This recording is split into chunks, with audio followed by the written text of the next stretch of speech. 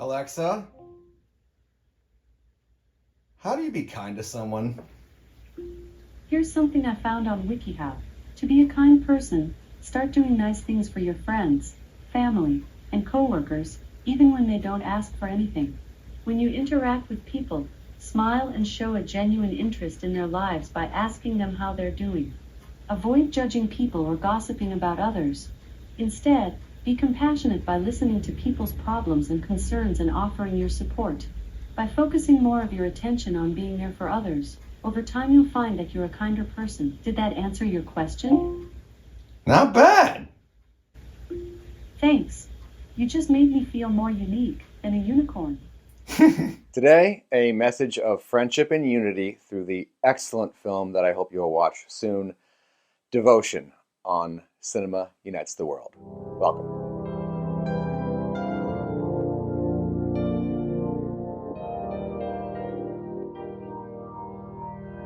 So today I was going to, I will be discussing the wonderful film that I wish did better at the box office, Devotion. Maybe we can get those numbers up on streaming. Certainly going to. But since about a week ago, an elephant with a pinkish hue came into my room last weekend, a week ago or so, and I've decided that going forward on this channel, on this show, I'm going to be holding back a lot less, taking a bit more of a risk, speaking out more, being a little controversial. It's something I've avoided, and I don't think it's healthy. But desperate times, desperate measures, how to maintain one's ethics, one's soul, and be real, so to speak. I get why people are staying quiet, and I get it, because we've all gone nuts. We're all insane.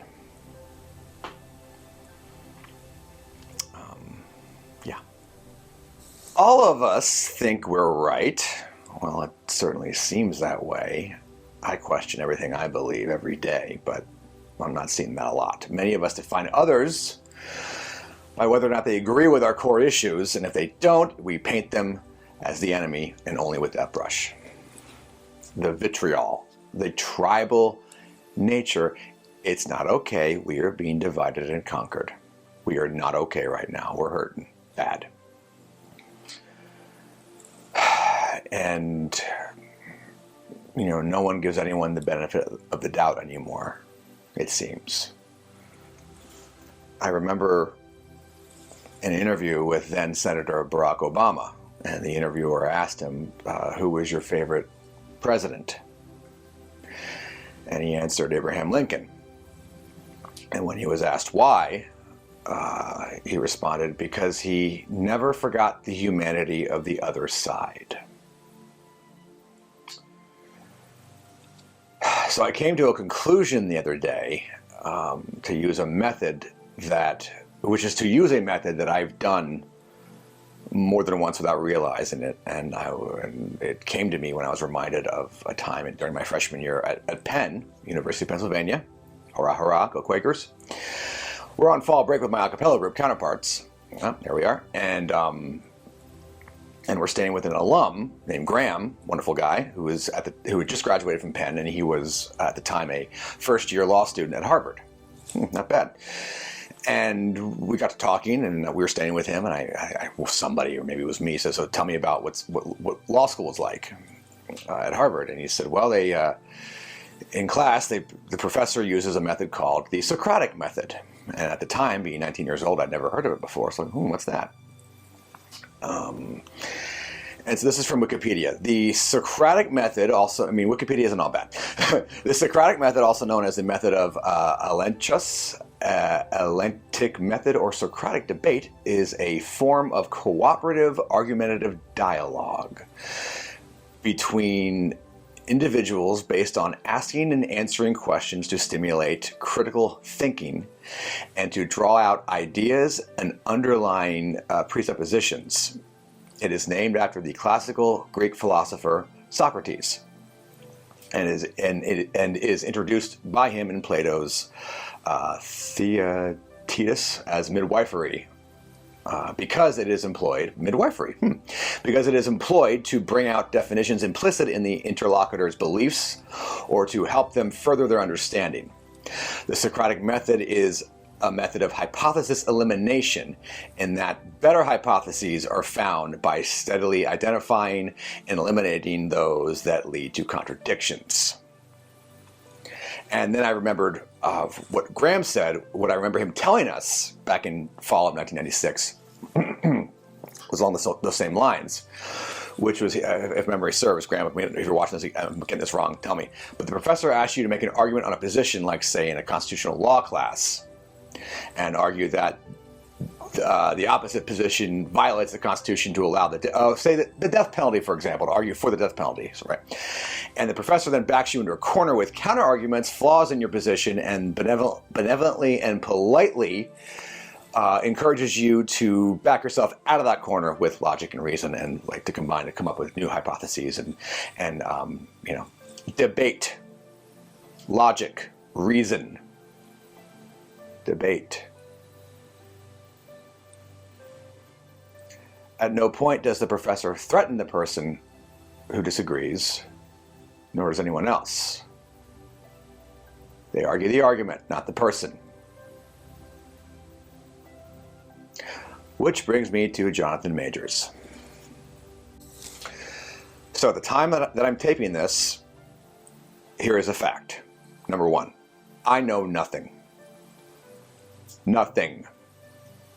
I'm pretty sure Socrates or a student Plato said the same. It's good enough for them, good enough for me. Here is another fact. I do not know Mr. Majors, nor have I met him, nor most importantly, I was not there that night. Here's what I do know. What I read here. And that's it. Mr. Majors has access to a powerful attorney. I acknowledge that most people do not. That being said, he is claiming to be completely innocent. That there is more to this story is obvious, and possibly and maybe likely will exonerate him. Most people tell the truth, or try to. Memory is very selective. It's unreliable. But most people, I think, mean well. However, there are a select few of us that don't mean well. They don't care about facts or the truth or anything in between, because to them, the truth, partial or full, is a weapon, and we have plenty of examples to point to. Numbers don't lie, but people lie about numbers, for example. However, none of that really matters. What matters, what should matter, are two words. Due process. Now, the good news and bad news. The good news is that Mr. Majors is getting due process from the law. I will not wade into that hornet's nest, the minefield of that elephant that just walked in through the door, another one, even though I know that some of you are already doing so, and I hope you'll stick with me. And maybe some of you just can't see anything else. I'm not going to argue with you. I'll rather come around it from another angle. The one I just mentioned. Due process. Once again, the good news is that he is getting it. That many people do not get it when they deserve it. Oh, by the way, we all deserve due process, but many people don't get it. It's awful. And while I agree that it shouldn't be that way, it's not relevant because of the bad news, in my opinion. Many of us, we are not giving him due process. We don't do that anymore, and that's not okay.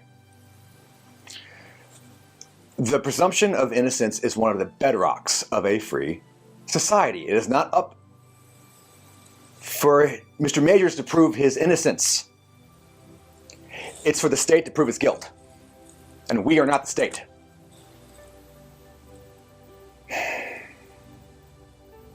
Our society today is not anywhere near as free as it should be, and it's getting worse. And it's our fault. If Mr. Majors has broken the law, and that is what he's being accused of, then he should be prosecuted to the fullest extent of that law. fairly and impartially, ideally. That is the letter of the law. It's not nearly enough. Our own government ignores it all the time. And we aren't helping, though, when we almost never follow it, ever, in the zeitgeist. Thanks, social media. Yeah, remember this movie? Yeah, put your effing phone down. Now, I'm going to challenge what I just said. Kevin Spacey, this asshole. I love his work as an actor. I have met him in person before I knew who he really was, and it broke my heart when it was revealed, or what he was accused of being revealed as. Do I think he's guilty of what he has been accused of? Yes, I do. I would never want to work with him. I wouldn't let him anywhere near my children. I also love Dave Chappelle's joke about, hey, we just wanted to see what was going to happen in the last season of House of Cards. I was thinking that too. Dave, I love you, buddy. You are our greatest Mark Twain.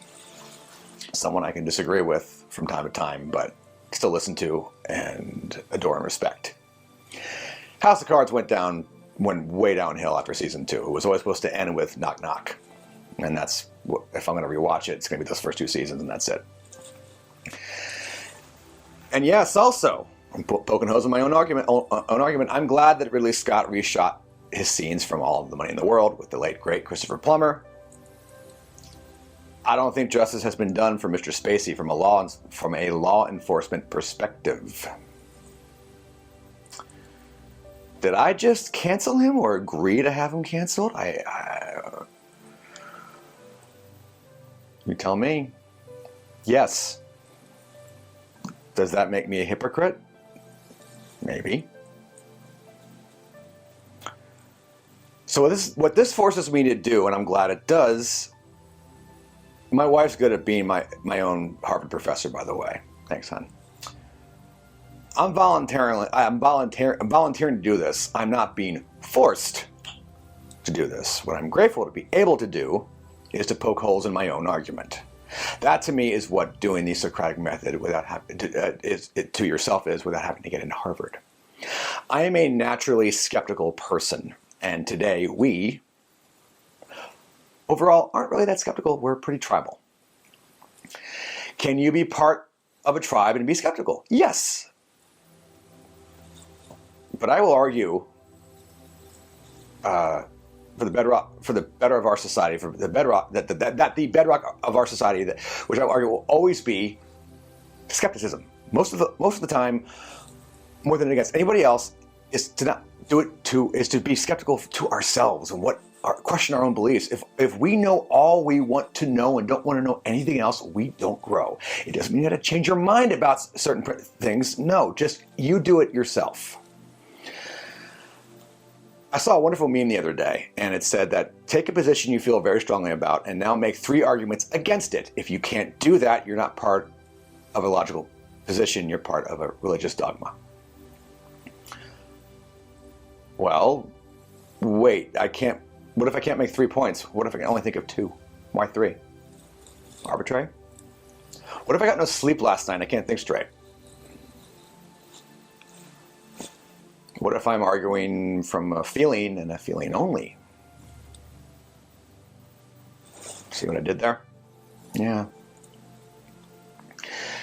Can we please try this? Be skeptical. Just wait a minute.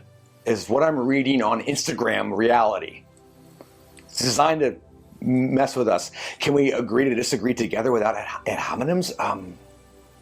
Yes, we can. Mr. Majors, I hope you're completely innocent, and I'm saying this in part because your performance in Devotion moved me to tears. And that's emotion. I don't want this to be true. I take into account what I know about you and also what I know, this thing that most people aren't willing to talk about, which is that some people lie. And they lie under oath. They beat lie detectors, a device that is fatally flawed. If you have another argument to make about the lie detectors being a good idea, change my mind. Please do. But what I'm challenging you to understand is that you have two choices, and it's only two. To see 100 innocent people go to prison so that one guilty person who you hate will also go to prison, or to allow 100 guilty people to go free so that one innocent person that you love does not go to prison. And let's just say you don't know, but what if you don't love them? What if you don't like them, but you know they didn't do this? Of course we want a world where only guilty people go to prison and all innocent people don't. And we got a lot of people rotting in the can who shouldn't, but in our world today, we can't even agree what guilt means, let alone justice. So, therefore, back up and decide which way do you want to lean, one way or the other. I know of several guilty individuals who will never see justice, true justice. But if I had to trade that for some innocent lives being ruined, never. And that's where I'm leaning. And also, some people poke, to get a reaction out of you. And then they claim innocence. I have plenty of experience with people like that. Being on the receiving end of a narcissist, I used to fall for it. Due process in the courts and with us too. For in the final analysis, what if it was you? What if you were either completely innocent or not completely at fault? There's more to it. Wouldn't you want the presumption of innocence? Wouldn't you? Think about you for once. Wouldn't you want the presumption of innocence? As many of you will agree, a ton of us in our country alone get railroaded by the system. And we do get some truly evil, guilty people in the can. That is also true, but due process. And the sad thing is that once this goes out, once this accusation that you've been accused of goes out, true or not, you are permanently guilty to a certain large segment of the population. And there should be, I believe, I will argue, legal consequences for proven false accusations and allegations. So you can celebrate cancel culture all you want, but when they go after a target who is like you, or you, someone says something you don't like, it's an opinion, so you want to ruin their lives. I'm very skeptical of that. Due process, free speech. All of it or none of it. Keep it going. For once it's gone, it's gone. And with that in mind, Devotion.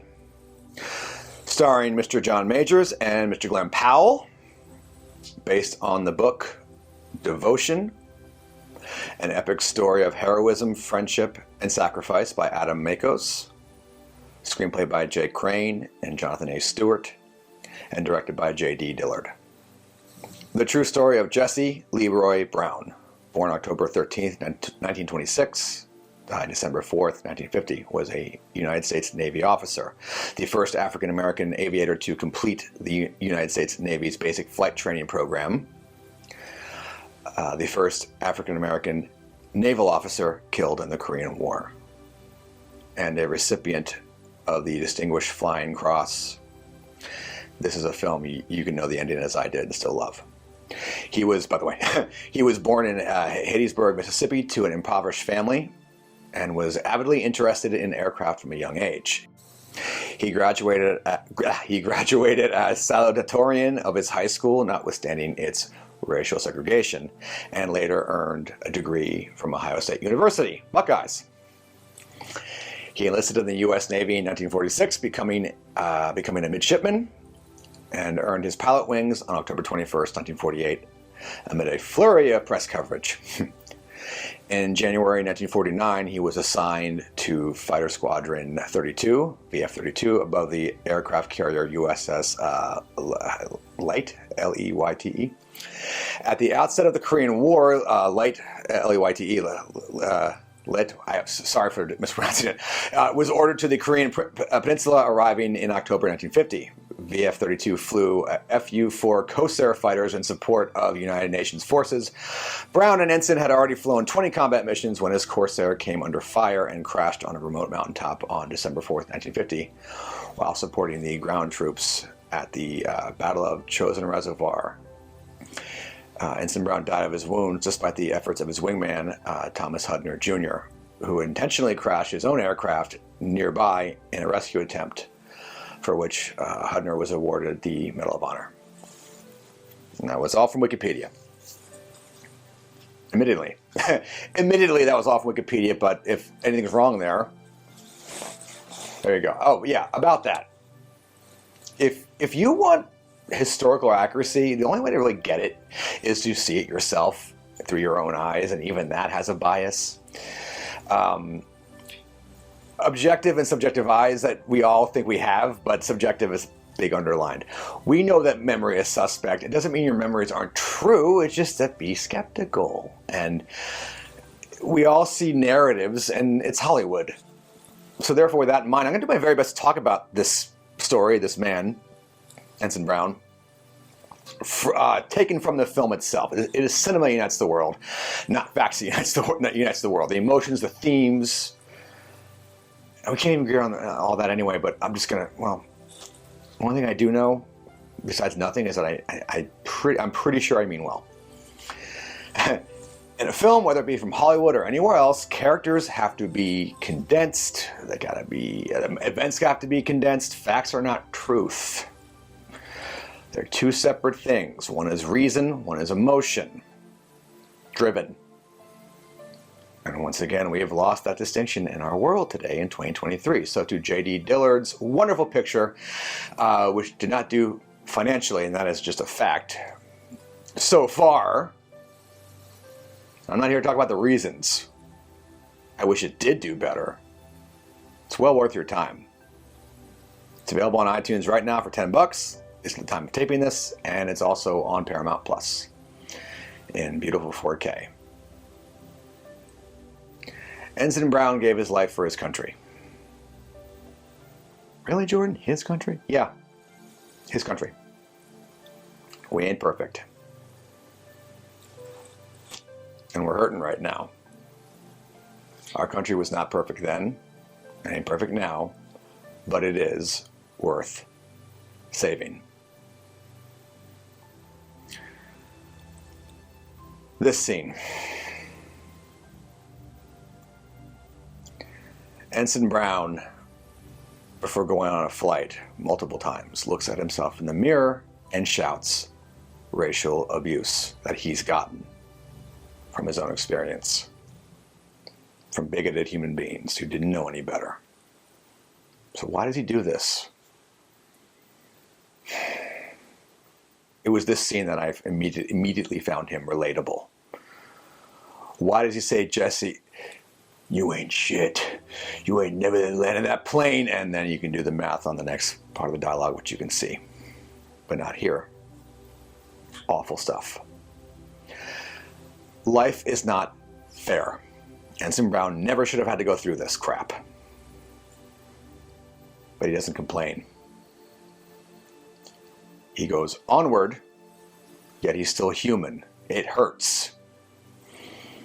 It reminds me of David Goggins, this wonderful American Navy SEAL vet, author of 2 must-read, or better yet, listen books, Can't Hurt Me and Never Finished. He talks about making a mixtape of all of his haters. All the awful stuff he's ever heard, all the awful crap. Why? Why? To motivate him. He's asking himself, Ensign Brown's asking himself, David Goggins is asking himself, and I'm asking myself, and you should ask yourself too, how badly do you want this? I have serious criticisms of how I was raised. It's not about emotion or bitterness, really. It's a logical and reasonable position. And one of my issues is that I was taught that if I'm getting picked on by somebody, go get a teacher. Not only did that teach me not to have a voice, not to stand up for myself, it's also horrible advice, because when you become an adult, no one is coming to save you.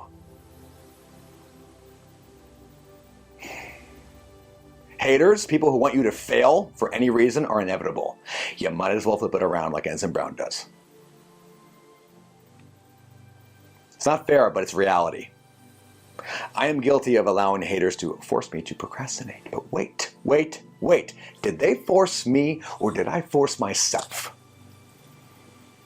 It ain't their fault. How badly do I want this? If I allow haters who don't care about me and want me to fail because of their own issues, or maybe I did something wrong, either way, to dictate my behavior, whose fault is it really if I allow it? Haters mixtape for me on the way, just for me. Mine. The reality is Ensign Brown wants something to be an aviator for America. What's in his way? The bigots, sure. But he knows ultimately himself.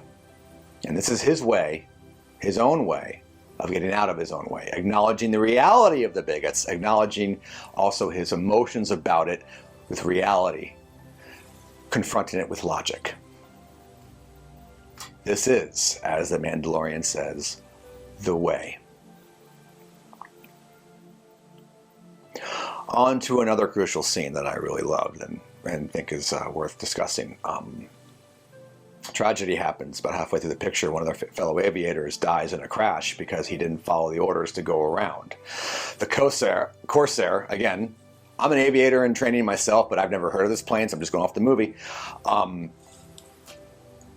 an enthusiast, I always will be, but I'm no expert and never will be, which is why I believe in having a white belt mentality always. And this is from the film. The F4U-4 Corsairs, powerful planes with a reputation for fatal accidents if not handled properly. A new type of plane, aka Widowmaker. The engine is one of the most powerful things these pilots will ever fly behind. You throttle too much, she'll spin you over. There's enough torque to flip a house, and the pilots must go easy. Sadly, this is what happens. This pilot gives too much throttle and spins, and that's it. As I said, I am a student pilot, and if I'm ordered to go around, I go around. Period. A go around is not a failed landing. I listen to tower, I listen to ground, I listen to approach, and I listen to my instructors and do what they say. And that's me. And I hope it's you, fellow aviator, if you are one. Is that we are a team. And so later on, Ensign Brown is feeling very sad and guilty, as they all are. But he tells his brother in aviation, Lieutenant Hudner, about his experience with bigoted officers. This scene, I've watched it 10 times, putting weights in the pool, trying to drown him, making him do 10 times the amount of moves from anyone else. Why? Logic? Reason? No! Hate. And then he says the line of lines. You can't always do what you're told to do. If I did that, I wouldn't be here. And he says this to Hudner out of a sense of guilt because he was telling the deceased pilot, you can't always do what you're told to do. And it's true. Giving Maureen, the deceased pilot, that advice in that situation was the wrong move, but ultimately it's not on Brown. It's on the pilot. You know, I've heard you must always follow orders. You need a chain of command. A strong military has a chain of command, and you follow your orders. Being a civilian, I don't know what I'm talking about, but to those who have served, especially those who've seen combat, if you care to private message me and tell me where I'm going wrong here, but am I out of line by saying, no, sir, I will not burn that church with civilians in it, as an example? I mean, there's charges of mutiny, and there's also, we have the 25th Amendment? Remove the president? Is that the right amendment? I'm not going to correct this or hit the pause button. I'm just going to... You can't always do what you're told to do. When you're flying a plane, For the most part, yeah. But people in tower are also in ground, and other pilots are also human. Humans make mistakes. Someone else is not responsible for your choices. You are. You always have one. Those two choices may be awful, but one's worse. And you know what? It's true that you can't always do what you're supposed to do. You have to look at the pragmatic reality of what is in front of you, reality on reality's terms. You still have a choice, though. You can't always do what you're told to do. If I did, I wouldn't be here. You got to make the call. I can point to at least 3 major life events that ended up good for me that wouldn't have happened if I listened to people, to certain people. You have way more power than you think and way more power than they think. I don't fly if the weather looks even a little bit iffy. If I have to ask, the answer is no. Should I fly today? No. Then the answer is no. I learned to trust my gut, and that's me. So later on, the Korean War starts, and during a mission, which is to destroy some bridges, Ensign Brown disobeys orders to retreat and destroys the final bridge, which was the mission all along, in spite of his orders. When he is confronted, Brown confronts Hudner about it and says that discipline for him is different than it would be from anybody else. And Lieutenant Hudner understands that and asks the team to write their accounts to clear Brown. Hudner then walks in on Brown, repeating to himself in the mirror every hateful word he's ever heard, and tells him, that he's gonna get the other guys to back him up and amend the report. That the mission was complicated, and that Brown did the right thing.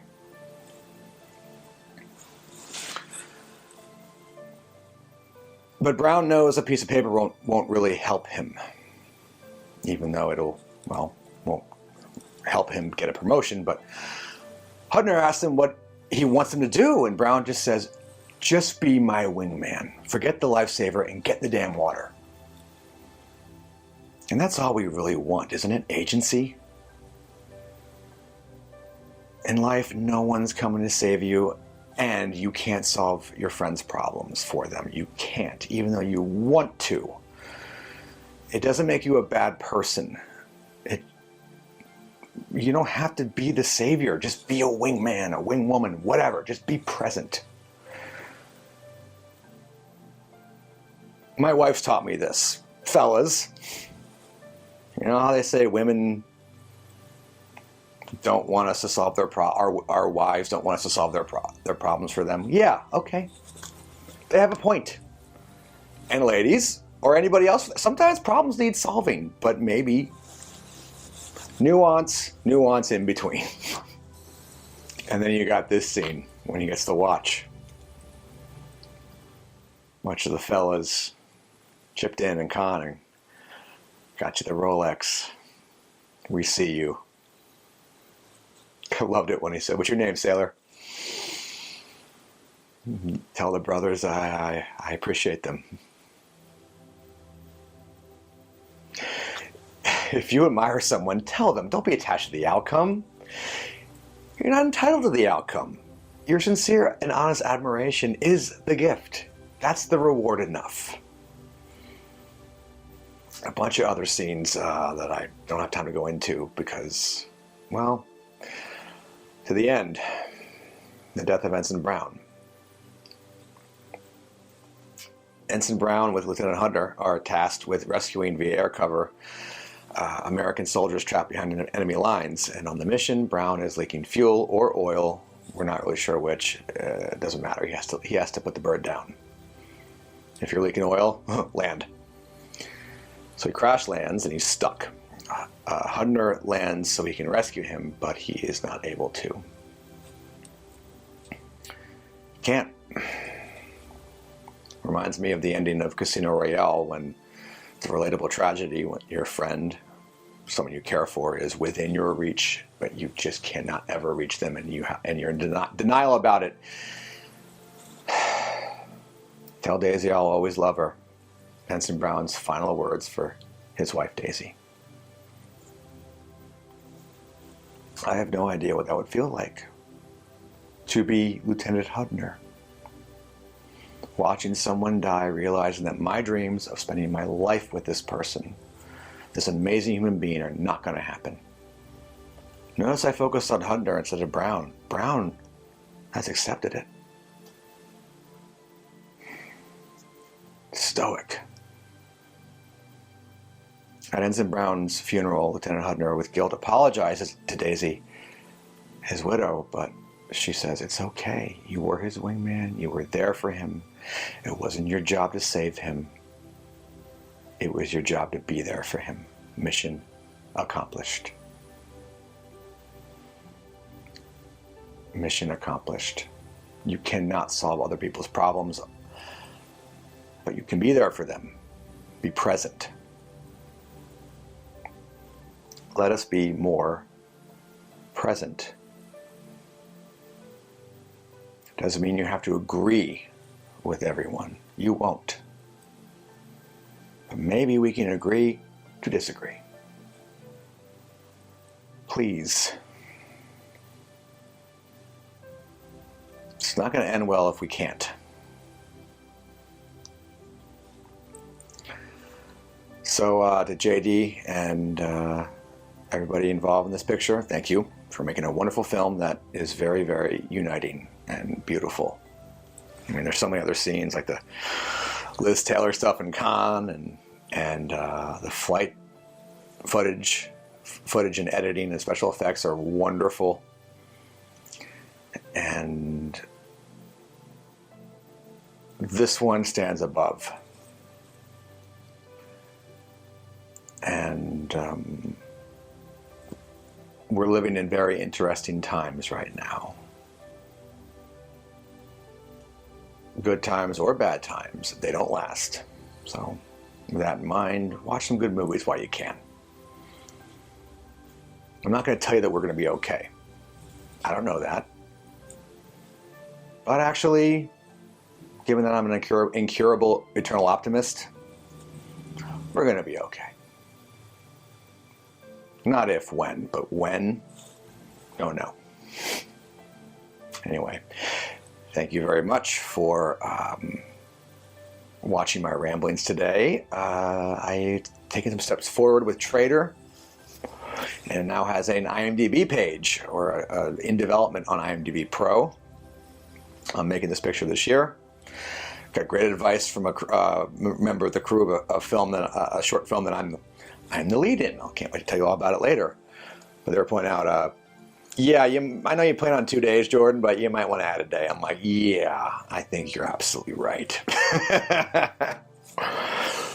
Yeah, but so JordanRockwell.com, Instagram.com/Cinema Unites the World. Use later and delete all social media from your phone. Have a Twitter account. Use TweetDeck like I do. Twitter.com/JERcinema. And my email is cinemaunitestheworld@gmail.com. Thank you all so much for watching. Peace and love, and cinema unites the world. Thank you.